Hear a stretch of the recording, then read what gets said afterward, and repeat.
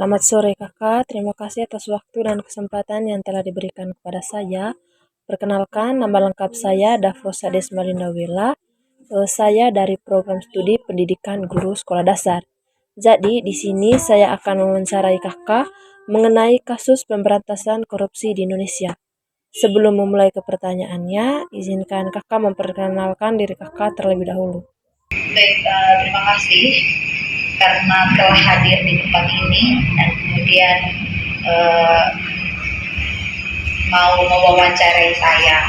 Jadi saya Kartika, saya juga mahasiswa program studi pendidikan guru sekolah dasar semester akhir dan saat ini saya sebagai ketua BEM Kerja Mendekeng. Terima kasih Kakak. Jadi lanjut kita dengan pertanyaan pertama. Jadi menurut Kakak, kira-kira apa yang dimaksud dengan kasus korupsi? Baik, kalau kasus korupsi itu adalah tindakan mengambil keuntungan dari jabatannya atau mengambil semacam uang yang sebetulnya uang ini digunakan untuk kepentingan publik, tetapi di sana individu mengambilnya untuk kepentingan pribadi. Tindakan suap mewah sebagai dari korupsi. Jadi untuk pertanyaan yang kedua, siapa saja yang biasanya terlibat dalam kasus korupsi? Baik, yang terlibat dalam kasus korupsi menurut saya ada aparat negara, kemudian bisa juga masyarakat umum dan juga pihak swasta.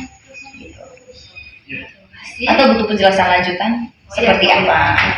Nah, kalau menurut saya korupsi yang dilakukan oleh pihak swasta itu salah satu contohnya itu tindakan suap menyuap juga, dan korupsi ini bukan hanya soal korupsi uang tetapi ada korupsi waktu juga. Nah, yang mana ketika pihak swasta atau pemimpin perusahaan itu mempekerjakan tenaga buruhnya atau mempekerjakan karyawannya itu dengan waktu yang lama tetapi tidak sesuai dengan upah yang mereka dapat. Kemudian pejabat negara juga ada yang melakukan korupsi ketika misalnya diberi kelonggaran untuk kemudian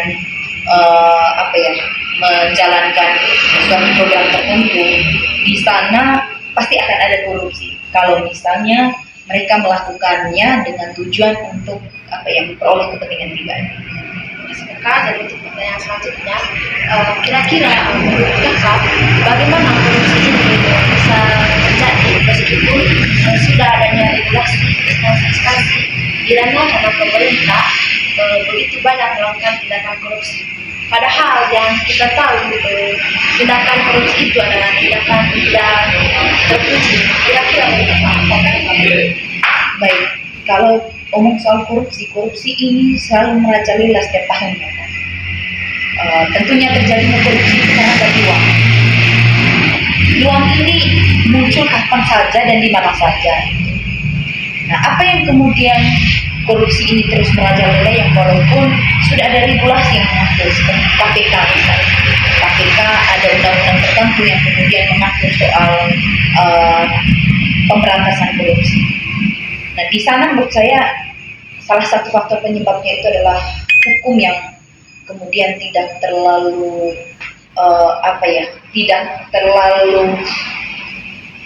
tidak terlalu membuat pelaku korupsi ini merasakan tindakannya bahwa betul-betul salah. Kemudian selain itu bahwa tidak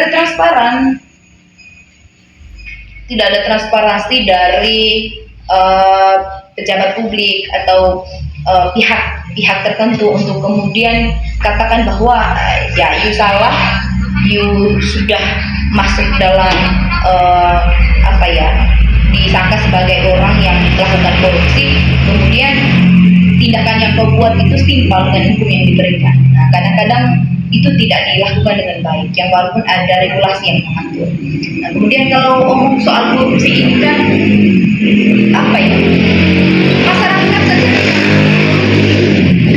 masyarakat kecil. Nah, apa yang kemudian menjadi faktor penyebab korupsi ini terus muncul? Ya, karena orang punya kepentingan pribadinya. Kemudian kita di zaman sekarang dengan banyak tuntutan dari luar. Jadi pemenuhan kebutuhan pribadi itu tidak bisa dibatasi. Jadi orang setiap saat, setiap waktu pasti punya keinginan yang berlebihan. Jadi ya, karena tidak ada jalan lain untuk bisa memenuhi kebutuhan itu, maka jalan yang paling tepat adalah melakukan korupsi untuk kemudian keinginannya itu bisa terpenuhi. Terima kasih ya Kak. Jadi untuk pertanyaan selanjutnya, di mana praktik korupsi sering ditemukan? Praktik korupsi sering ditemukan ya, kalau menurut saya di tingkat pemerintahan, di birokrat pasti ada. Kemudian di perusahaan-perusahaan yang mana yang menjadi pelaku korupsi di sana bisa saja pimpinan perusahaan atau pimpinan-pimpinan tertentu dalam perusahaan. Kemudian di tengah masyarakat juga. Iya. Dan pertanyaan selanjutnya, mengapa korupsi ini masih marak terjadi meskipun sudah adanya KPK? Oke, tadi mungkin saya sudah singgung ya soal korupsi yang selalu merajalela yang dilakukan ada KPK. Menurut saya karena hukum kita di Indonesia itu ya, orang selalu bilang hukum hukum rimba gitu. Jadi kadang di sana ketika ada pelaku korupsi yang kemudian sudah ditetapkan sebagai ini pelakunya, dengan kekuasaan yang dia miliki, dia bisa mempengaruhi. Yang kemudian di sana juga ada terlibat korupsi, ada suap menyuap. Nah, kita tidak bisa menjamin bahwa orang yang menerapkan korupsi di sana bisa saja pimpinan perusahaan atau pimpinan-pimpinan tertentu dalam perusahaan, kemudian di tengah masyarakat juga. Iya. Dan pertanyaan selanjutnya, mengapa korupsi ini masih marak terjadi meskipun sudah adanya KPK?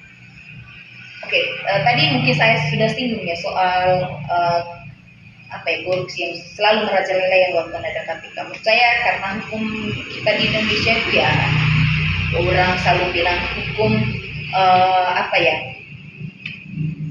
hukum rimba gitu. Jadi kadang di sana ketika ada pelaku korupsi yang kemudian sudah ditetapkan sebagai ini pelakunya, dengan kekuasaan yang dia miliki, dia bisa mempengaruhi. Yang kemudian di sana juga ada terlibat korupsi, ada suap menyuap.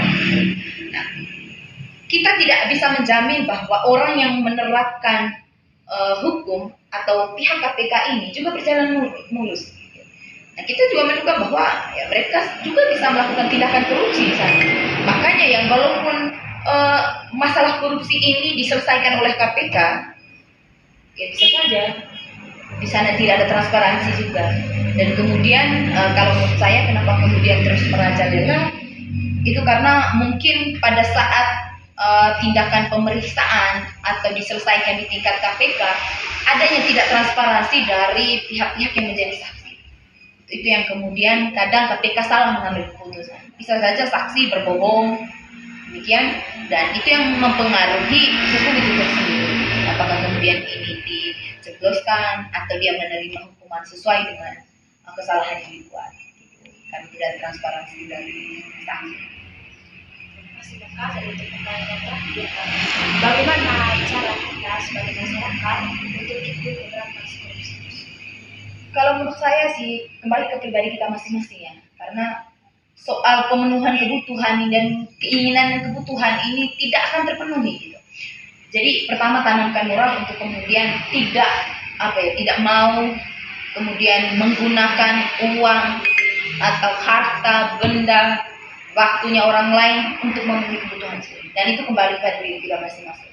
Kemudian anjuran kita bahwa ya hukum harus benar-benar tegas di sana. Jangan ada kong kali kong juga saat memberantas korupsi.